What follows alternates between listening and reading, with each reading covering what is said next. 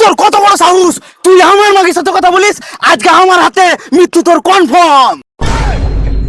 ওই, আমি মশা মেরে হাত বন্ধ করতে চাই না, তুই ওকে ইল্লা পো করে দে। ওই ওই, তুই কালু ভাইয়ের বউয়ের সাথে কথা বলিস, মানে আমার ডার্লিং এর সাথে? এই কালু ভাই, তোমার যদি অত মদানি দেখতো তাহলে ইশারা তোমার মাকে আর ডার্লিং বলতে দেখতো না। তোমার বউ আমাকে শুধু একবারই ফোন করেছিল। না, খালি মুরগের দোষ নাই, মুরগিরও দোষ আছে। আগে মুরগকে মারবো, তারপরে মুরগিকে পরে দেখবো। ওই, তোর বড় মুখে ছোট কথা। আমি ঠিকই তো বলেছি। কি? এই দেখ তো আর কি হলো। আরে মাল তো মরে গেছে, এবার তো আমার বড় পথের কাটা ধরে এলো। শালা কালুকে জেলে পাঠিয়ে ভাবি শুধু আমার।